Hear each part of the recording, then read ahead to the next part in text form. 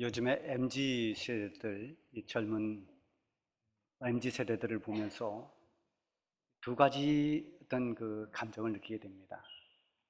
하나는 당혹감과 이질감입니다.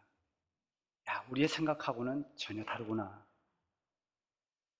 뭔가 좀 당혹스럽습니다. 그리고 생각하는 것이 다르고 행동하는 것이 좀 다르고 표현 방식도 많이 다릅니다. 아마 추구하는 바도 많이 다를 것입니다. 그래서 때로는 당혹스럽기도 하고 또 약간의 이질감도 느낄 때가 있습니다. 그러나 또 하나는 부러움입니다. 이 젊고 신박한 MZ세대들의 그 솔직함, 거침없이 표현하는 그런 것들을 보면서 과거의 기성세대들이 눈치 보느라 또는 체면 때문에 하지 못했던 그런 것들을 조금도 가감없이 기성세대들이 하지 못했던 그런 표현들을 하고 그렇게 솔직한 행동들을 하는 걸 보면서 때로는 신선함을 느끼기도 하고 부러움을 느끼기도 합니다. 그 시대마다 사회적인 어떤 특성에 따라서 아이들이 느끼고 경험하는 것, 그것에 의해서 새로운 세대가 만들어지죠. 그래서 시대마다 다 뉴 제너레이션, 그 새로운 신세대들이 생겨납니다. 사고방식이 다르고 언어 표현이 다르고 또 생각하는 것도 좀 다릅니다. 자, 그러나 어떤 것이 좋고 어떤 것이 나쁘다라고는 할 수가 없습니다. 그 세대의 다 특징들이기 때문에 그 세대가 가지고 있는 장점이 있고 단점도 있습니다. 자, 그런데 이 기성세대와 젊은 세대, 또 부모 세대와 자녀 세대, 여기 각각 특성이 있지만은 부모 세대가 가지고 있는 장점이 있습니다. 이 부모 세대가 가지고 있는 장점은 인생을 좀 더 많이 경험하면서 쌓은, 말하자면 축적된 경험이 있다라고 하는 것입니다. 이것은 대단한 장점이죠. 그래서 이것을 미처 경험하지 못했던 이 다음 세대들, 자녀 세대들에게 부모 세대들은 그것을 잘 조언해주고 싶어 합니다.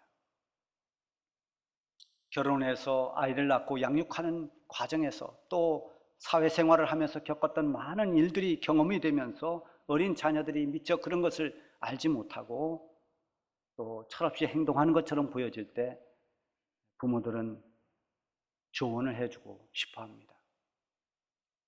자녀를 사랑하는 부모로서 정말 자녀를 위해서 꼭 필요한 조언을 누구나 다 해주고 싶은 것입니다. 그런데 이 좋은 조언을 해주고 싶어도 듣는 자녀 세대들이 그것을 귀찮게 생각하고 잔소리로 생각하고 또 거부하고, 그렇게 되면 그런 조언도 잘 하지 못하죠. 그러나 포기할 수 없으니까 그럴 때 그렇게 말하죠. 너도 나중에 결혼해서 애 낳고 한번 해봐라, 이런 말이죠. 어쨌든 이 자녀를 사랑하는 부모로서 정말 자녀를 위해 부모는 좋은 말을 해주고 싶어 합니다. 이 시대는 많은 변화를 가져왔습니다. 정말 눈부시게 발전했습니다. 불과 반세기 전만, 그때만 이렇게 비교를 해도 상상을 할 수 없을 만큼 이 시대는 많은 그런 발전을 해왔고 많은 것이 좋아졌습니다. 그럼에도 불구하고 우리가 또 반면에 잃어버리는 것도 있습니다. 그 가운데 하나가 참된 스승을 두려고 하지 않는 것입니다. 내 삶에 좋은 멘토가 될 수 있는 그런 스승, 그 스승이 부모가 될 수도 있고 선생님이 될 수도 있고 선배가 될 수도 있습니다.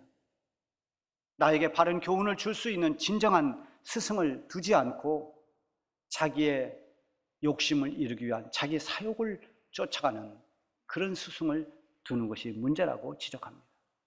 성경에 보면 디모데후서 4장 3절 4절에 이렇게 말씀하고 있어요. 때가 이르리니 사람이 바른 교훈을 받지 아니하며 귀가 가려워서 자기의 사욕을 쫓을 스승을 많이 두고 또 귀를 진리에서 돌이켜 허탄한 이야기를 좇으리라. 정말 들어야 할 그런 바른 조언에 대해서는 귀를 기울이지 않고 사욕을 채울 허탄한 이야기에 귀를 기울인다는 것입니다. 부모는 자녀를 위해서 조언을 해줍니다. 스승은 사랑하는 제자에게 또 선배는 아끼는 후배에게 조언을 합니다. 사랑하기 때문입니다. 정말 잘 되기를 바라기 때문입니다. 그래서 인생의 문제가 되었던 어떤 문제가 되었던 정말 그 사람에게 꼭 필요한 유익한 조언을 해주고 싶어 하는 것입니다. 그게 진정한 스승입니다. 예수님은 우리의 구원자이시오 동시에 우리의 위대한 스승이십니다. 예수님 제자들은 그때 최고의 그들의 랍비, 선생님이 예수님이었습니다.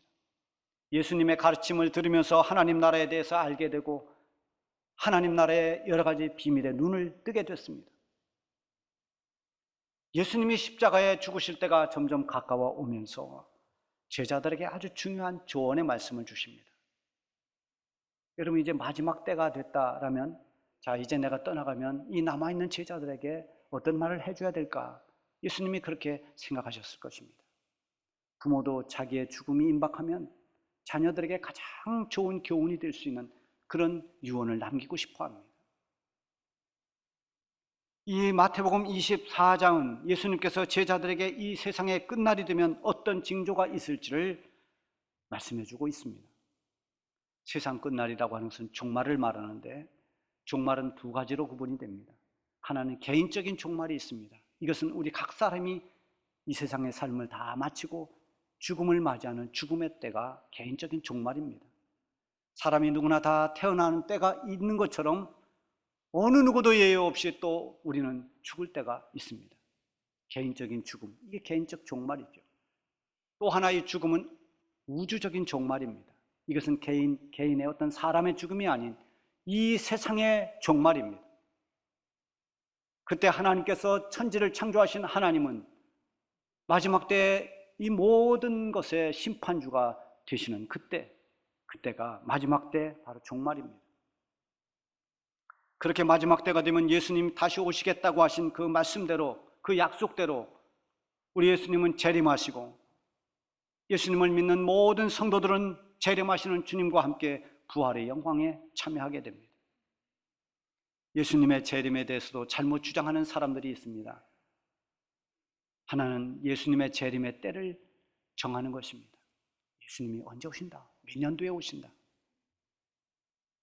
여러분, 우리 교회가 1991년도 12월 27일 날 창립이 되었어요. 그 바로 이듬 해래야 며칠 안 돼서 바로 그 다음 92년도가 됐습니다. 92년도가 되면서 엄청난 이단의 바람이 불었습니다. 다미 선교회라고 하는 이 이단이 전국을 강타했습니다. 그래서 92년도 10월 28일이 종말이 되고 그때 모든 사람들이, 예수 믿는 사람들은, 또 바른 자기들이 말하는 신앙을 가진 사람들은 휴거한다 그랬습니다. 이장림 목사가 이끄는 이 다미 선교회, 그 열풍이 얼마나 강했는지 기존의 교회를 다니는 성도들이 많이 다미 선교회로 넘어갔습니다. 심지어 목회자들도 많이 넘어갔습니다. 우리 교단에 하는 제 선배 목사님 한 분도 넘어갔습니다. 미혹됐습니다. 그래서 나중에 이 처리를 어떻게 할 것인가도 굉장히 고민하던 때가 있습니다. 그만큼 큰 영향을 주었습니다. 그러나 92년도 10월 28일 세상의 매스컴까지도 다 그날 중계방송을 했습니다. 과연 마지막 날이 올 것인가? 여러분, 이것은 아주 간단한 문제입니다. 예수님의 재림의 때를 정해놓고 언제라고 하는 것은, 그것은 어느 것이 되었든 그것은 거짓말입니다. 그건 이단입니다. 성경 마가복음 13장 32절에 보면 그러나 그날과 그때는 아무도 모르나니 하늘에 있는 천사들도 아들도 모르고 아버지만 아시느니라. 그때 다미 선교회 이장림 목사는 하나님이 자기에게 천사를 통해 살짝 가르쳐줬다는 겁니다. 야, 10월 28일 날 올 거야.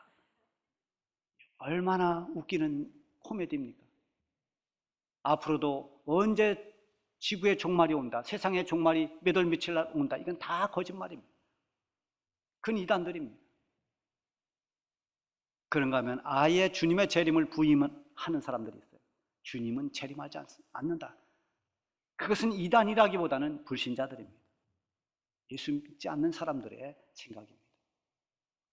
예수님은 다시 오실 것입니다. 초대교회 성도들은 그 혹독한 박해 속에서도 이 믿음을 가지고 고난을 견뎌냈습니다. 주님은 다시 오신다. 마라나타, 서로 위로하면서 초대교회 성도들의 믿음의 구호가 마라나타였습니다. 아멘. 주 예수여 오시옵소서. 주님 오시기를 고대하며 그들이 처한 환난과 고난을 극복해 나갔습니다.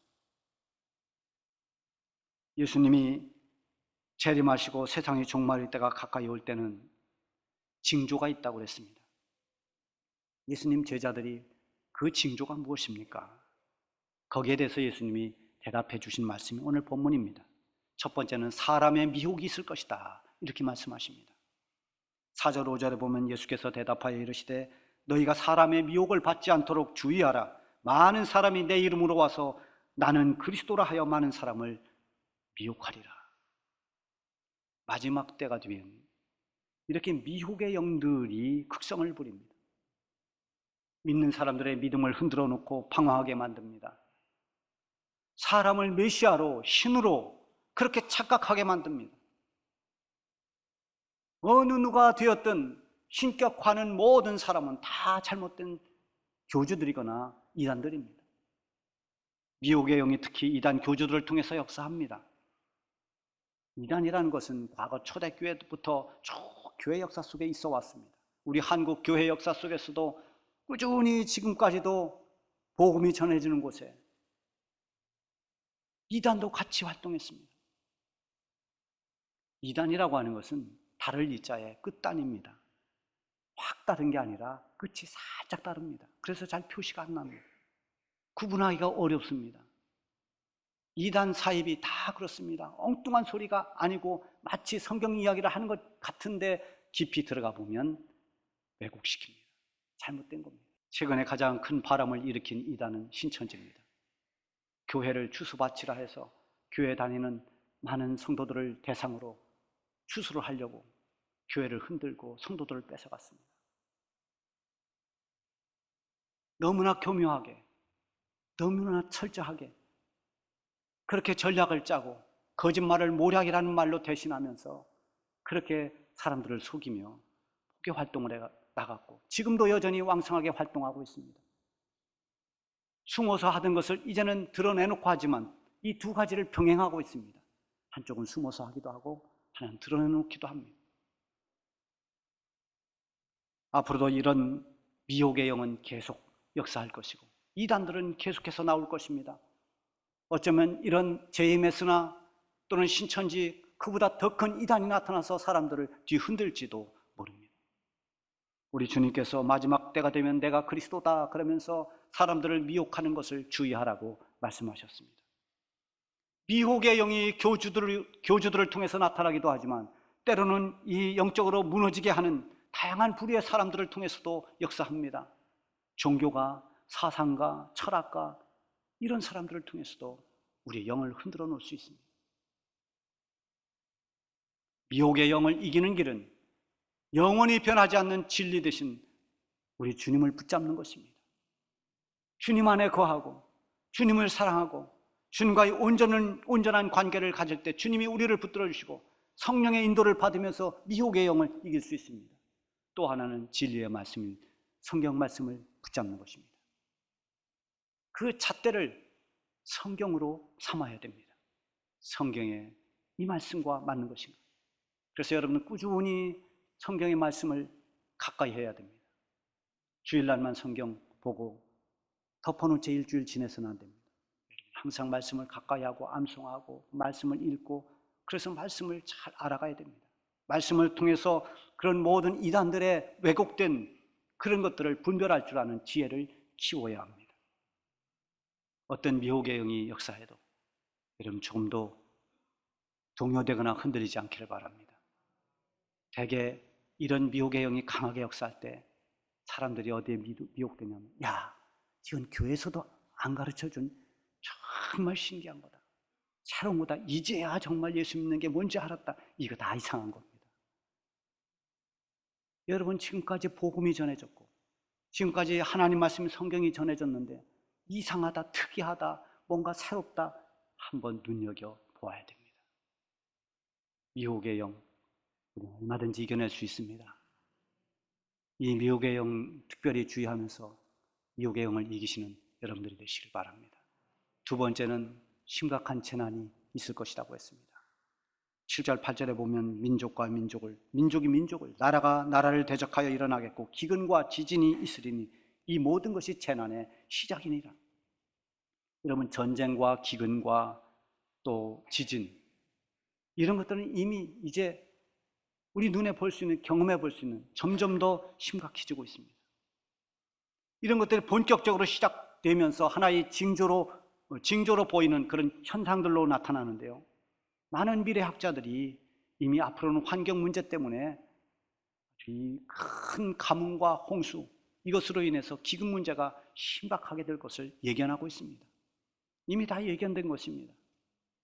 그리고 요즘에 큰 지진들이 일어나는 것처럼 이 지구의 대륙판들이 움직이면서 앞으로 더 큰 규모의 지진들이 일어날 것이라고 예견합니다.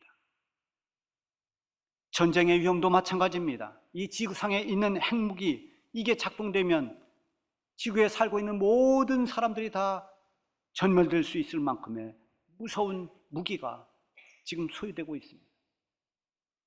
정신 나간 지도자 한 사람이 핵단추 잘못 누르면 그 여파는 상상을 초월할 것입니다. 이런 모든 일들이 일어나는 것, 이것은 시작에 불과하다고 했습니다. 이런 모든 재난이 시작되면서 사람들의 심성은 더 악해지고 그 여파가 기독교 박해로 이어집니다. 9절부터 12절에 그것을 말씀하고 있죠. 그때 사람들이 너희를 환난에 넘겨주겠으며 너희를 죽이리니 너희가 내 이름 때문에 모든 민족에게 미움을 받으리라. 그때 많은 사람이 실족하게 되어 서로를 잡아주고 서로 미워하겠으며 거짓 선지자가 많이 일어나 사람을 미혹하겠으며 불법이 성함으로 사람의 사랑이 식어지리라. 여기 더 설명이 필요 없을 만큼 환난 때 일어날 일들을 자세히 말씀하고 있습니다. 여기 보면 외부로부터의 박해가 있게 될 것이라는 겁니다.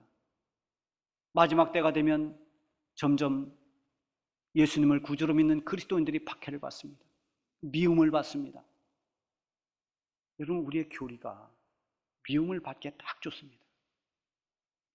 얼마 전에 스님과 천주교 신부와 목사님과 원불교 이렇게 같이 모여서 찬양을, 노래를 하는 그런 걸 제가 아침에 봤는데 참 어쨌든 보기 좋았습니다. 서로 어떤 음악이라는 것을 같이 공유하고 서로 대적하기보다 서로 이렇게 화합하고 그런 것은 얼마든지 저도 좋다고 생각합니다. 그런데 교리를 섞을 수는 없습니다. 여러분, 불교는 어떻게 보면 깊은 철학입니다. 불교 스님들이 교회에 와서 같이 예배드리고 찬송가 부르는 거, 그거 문제될 게 하나 없습니다. 불교 교리에 그것을 죄다, 그런 거 없습니다. 그런데 여러분, 예수님이 우리에게 가르쳐 주신, 하나님이 우리에게 말씀해 주신 첫 계명이 무엇입니까? 나 외에 다른 신을 너에게 두지 마라. 예수님도 내가 곧 길이요 진리요 생명이니 나로 말미암지 않고는 아버지에게로 갈 올자가 없다. 다른 이로서는 구원을 받을 수 없나니 천하 인간의 구원을 받을 만한 다른 이름을 우리에게 주신 일이 없다라고 합니다. 여러분, 그렇다면 오직 구원받는 길은 예수님밖에 없습니다. 이 진리를 지키려고 하니까 사람들이 미워하는 겁니다. 왜 기독교 신자들은 저렇게 편협적인가? 속이 좁은가? 예수 믿어야만 구원받는다고 저렇게 말하는가? 그래서 미움을 받습니다. 그렇다고 해서 화합한다고 이것을 바꾸는 것은 그건 배교입니다. 그것은 주님을 버리는 것입니다. 진리를 떠나는 것입니다. 우리가 믿음을 끝까지 붙들고 나가면 사람들에게 미움을 받을 수 있는 조건이 있습니다. 여러분들이 미움을 받고 박해를 받아도 끝까지 진리를 붙잡고 나가시기를 바랍니다. 오직 예수님만이 구원의 길임을 여러분들이 조금도 변함없이 그 진리를 붙들고 살아가시기를 바랍니다. 그런가 하면 내적으로 어려움이 옵니다. 서로가 서로를 잡아주고 서로 싸운다고 했습니다. 실족한 사람들이 이 실족한 사람들은 왜 실족했을까요? 환난이 오니까, 너무나 고통스러우니까 믿음을 버렸습니다. 교회를 떠났습니다. 그렇게 실족한 사람들이 오히려 대적합니다. 여러분, 교회를 대적하는 안티크리스찬들은 대부분이 전혀 교회하고 상관없는 사람들이 아닙니다. 교회 다니다 상처를 받았거나 뭔가 나쁜 경험을 가진 사람들이 다 공격합니다. 이런 일들이 점점 더 일어날 것이라는 것입니다. 그래서 내분이 일어납니다. 서로 미워하고 대적하고 고발합니다. 교회의 화평이 깨집니다. 이게 말세의 징조입니다. 그런가 하면 하나님의 말씀의 법도가 지켜지지 않습니다. 불법이 성행한다. 불법이라는 것은 하나님의 법을 대적하는 것이고 하나님의 말씀을 대적하여 깨트리는 겁니다. 하나님의 말씀을 잣대로 삼지 않고 세상의 기준과 세상의 가치와 이런 것들로 기준을 삼아서 하나님의 질서를 깨고 법도를 무너뜨리는 이런 불법이 난무하게 될 것이라고 했습니다. 그때가 말세에 나타나는 하나님의 징조라는 겁니다. 그러면서 사람들의 사랑이 식어진다고 했습니다. 여기서 말하는 사랑은 하나님의 사랑, 하나님 사랑, 이웃 사랑입니다. 우리가 정말 사랑해야 할 하나님을 사랑하고 이웃을 사랑해야 하는 그 사랑이 싸늘하게 식어진다는 것입니다. 사랑이 변질됩니다. 여러분, 사랑하다가 사랑이 변질되면 사랑은 식습니다. 왜냐하면 엉뚱한 것의 마음을 빼앗기기 때문입니다. 디모데후서 3장에 보면 말세에 고통하는 때가 이르면 사람들이 자기를 사랑하고 돈을 사랑하고 세상의 쾌락을 하나님 사랑하는 것보다 더한다고 기록하고 있습니다. 이렇게 미혹의 영들이 활개를 치고 전쟁과 기근과 지진이 심해지고 불법이 성행하고 사랑이 식어져서 서로를 대적하는 이 말세의 징조들이 있다고 하더라도 그때가 세상의 끝이 아니라 그것은 하나의 끝이 되는 징조고 정말 세상의 끝날이 오려면 한 가지가 더 채워져야 한다고 했습니다. 14절에 있는 것처럼 이 천국 복음이 모든 민족에게 증언되기 위하여 온 세상에 전파되리니 그제야 끝이 오리라. 하나님의 복음이 모든 민족에게 전해졌을 때 그게 끝이라는 겁니다. 여러분, 지금도 계속해서 복음이 전해지지 않는 미전도 종족들에게 복음을 전하고 있습니다. 선교사님들이 파송되고 끊임없이 복음을 전하는 일에 애를 쓰고 있습니다. 세상의 끝날이 언제일지 우리는 아무도 알지 못합니다. 그러나 분명한 것은 주님께서 말씀해 주신 것처럼 우리에게 마지막 때에 이렇게 제자들에게 조언해 주신 것처럼 마지막 때 종말이 때가 온다는 것입니다. 종말이란 말이 이단이 사용하는 전유물처럼 그렇게 인식이 되었지만 이것은 이단들이 잘못 사용했기 때문에 그렇습니다. 잘못된 종말론 때문에 그렇습니다. 우리가 가지고 있는 신앙은 종말론적인 신앙입니다. 끝이 있다는 것입니다. 주님이 우리를 위해 육신의 몸을 입고 오신 주님의 성육신을 우리는 믿습니다. 그리고 주님이 우리를 위해 십자가를 지시고 부활하신 주님의 십자가와 죽음과 부활을 믿습니다. 동시에 우리는 다시 오마 약속하신 주님이 재림하실 것을 믿습니다. 주님이 다시 오신다는 것은 그때 종말이 있다는 것입니다. 그때가 마지막 때라는 것입니다. 심판의 때인 것입니다. 예수님께서 세상 끝날에 있을 이 징조를 말씀해 주신 것은 우리에게 겁을 주기 위함이 아닙니다. 사랑하는 모든 그리스도인들이 깨어 있어서 어떤 환난 속에서도 믿음을 지키고 구원을 얻게 하려고 이 말씀을 주신 것입니다. 예수님께서 말세 이 징조들을 말씀하시면서 주신 결론이 13절에 있습니다. 우리 13절을 다 같이 읽겠습니다. 시작.